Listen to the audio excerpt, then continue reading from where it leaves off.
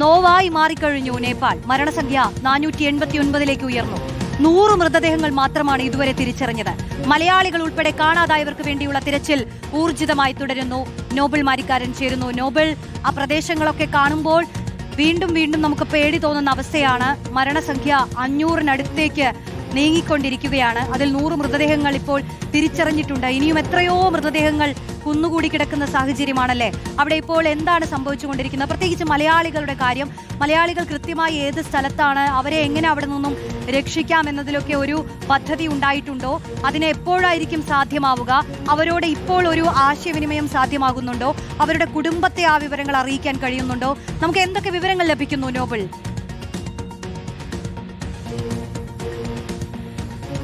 റോഷ്നി, ഏറ്റവും പ്രധാനപ്പെട്ട കാര്യം എന്ന് പറയുന്നത് മരണസംഖ്യ ഉയരുന്നു എന്ന് തന്നെയാണ്. 489 പേർക്കാണ് ഇതുവരെ ജീവനഷ്ടമായിരിക്കുന്നത്. ഇതിൽ 100 പേരെ മാത്രമാണ് തിരിച്ചറിഞ്ഞിരിക്കുന്നത് എന്നാണ് ഏറ്റവും പ്രധാനപ്പെട്ട കാര്യം. അതോടൊപ്പം തന്നെ നിലവിലത്തെ സാഹചര്യത്തിൽ 1400-ലധികം ആളുകളെ കാണാതായിട്ടുണ്ട് എന്നൊരു വിവരമാണ് ലഭിക്കുന്നത്. അതായത് മരണസംഖ്യ ഇനിയും ഉയരാനുള്ള സാധ്യത ഉണ്ട് എന്ന് പ്രാദേശിക ഭരണകൂടവും അവിടുത്തെ രക്ഷാപ്രവർത്തനത്തിൽ ഏർപ്പെട്ട ആളുകളും വ്യക്തമാക്കുന്ന സാഹചര്യം ഉണ്ടായിരിക്കുന്നു.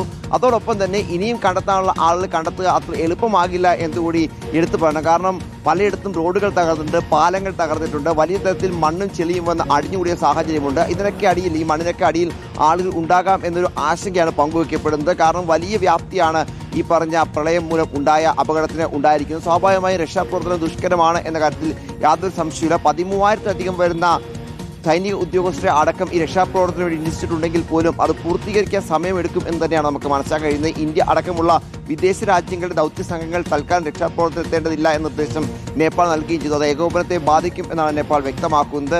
നിലവിലത്തെ സാഹചര്യത്തിൽ ഇന്ത്യക്കാരുടെ കാര്യത്തിലടക്കം ആശങ്ക തുടരുകയാണ്. കാരണം വിദേശകാര്യ മന്ത്രാലയം ഇന്നലെ വ്യക്തമാക്കിയ പ്രകാരം 290 ഇന്ത്യക്കാരെയാണ് ഇനി കണ്ടെത്താൻ ഉള്ളത്. അവരുമായി ഒരു തരത്തിലുള്ള ആശയവിനിമയം നടക്കാൻ സാധിച്ചിട്ടില്ല. 33 മലയാളികൾ അടക്കം അതിൽ ഉണ്ട്. ഈ പറഞ്ഞ ആളുകൾ എവിടെയാണ് എന്നൊക്കെ വലിയ ചോദ്യചിഹ്നമായി അവശേഷിക്കുകയാണ്. കാരണം പലയിടത്തും ഈ പറഞ്ഞതുപോലെ ആശയവിനിമയ സംവിധാനങ്ങൾ കൃത്യമായി വർക്ക് ചെയ്യുന്നില്ല. മൊബൈൽ ടവറുകൾ നശിക്കപ്പെട്ടു. അത്തരത്തിൽ ആശയവിനിമയങ്ങൾ പൂർണ്ണമായും നിശ്ചലമായ സാഹചര്യമാണ് ഉള്ളത്. അതുകൊണ്ട് തന്നെ ഈ ആളുകളൊക്കെ എവിടെയാണ് എന്ന് കണ്ടെത്തുക അത്ര എളുപ്പമാകില്ല എന്ന് മനസ്സിലാക്കാൻ കഴിയുന്നു. അവിടുത്തെ നേപ്പാളിലെ ഇന്ത്യൻ എംബസി നേപ്പാൾ സർക്കാരുമായി നിരന്തരം ആശയവിനിമയത്തിൽ ഏർപ്പെടുന്നുണ്ട്. നിലവിൽ ഇന്നിപ്പോൾ 4 മണി കഴിയുമ്പോൾ കേന്ദ്ര വിദേശകാര്യ മന്ത്രാലയത്തിൻ്റെ വാർത്താ സമ്മേളനമുണ്ട്. ഒരുപക്ഷെ അതിൽ കൂടുതൽ കണക്കുകളൊക്കെ നൽകും എന്നാണ് നമ്മൾ പ്രതീക്ഷിക്കുന്നത്. ഇന്നലെ അവസാന വാർത്താ സമ്മേളനത്തിലാണ് ഈ പറഞ്ഞ 290 അടക്കമുള്ള കണക്കുകളിലേക്ക് കേന്ദ്രം എന്താണെങ്കിലും എത്തിയത്. ഇന്നിപ്പോൾ പ്രധാനപ്പെട്ട കാര്യം എന്ന് പറയുന്നത് 84 പേരെയാണ് ഇതുവരെ ഇന്ത്യക്കാരായ ആളുകൾ രക്ഷിച്ചിരിക്കുന്നത്. അതിൽ 21 പേർ തമിഴ്നാട് സ്വദേശികളാണ്.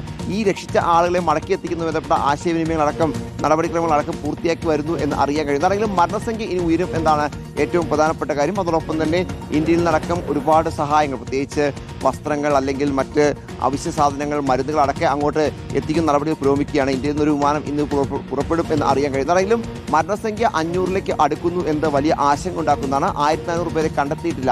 കാണാതെ പോയ 1400 പേർ എവിടെയാണെന്ന് അടക്കമുള്ള ചോദ്യങ്ങൾ വലിയ ചോദ്യചിഹ്നമായി അവശേഷിക്കുകയും ചെയ്യുന്ന സാഹചര്യം ഉണ്ട്. റോഷ്നി, ശരി. നോബൽ മാരിക്കാരനാണ് മരണക്കണക്ക് സംബന്ധിച്ചും നിലവിലെ അവിടുത്തെ പ്രതിസന്ധി സംബന്ധിച്ചുമൊക്കെ വിവരങ്ങൾ നൽകിയത്.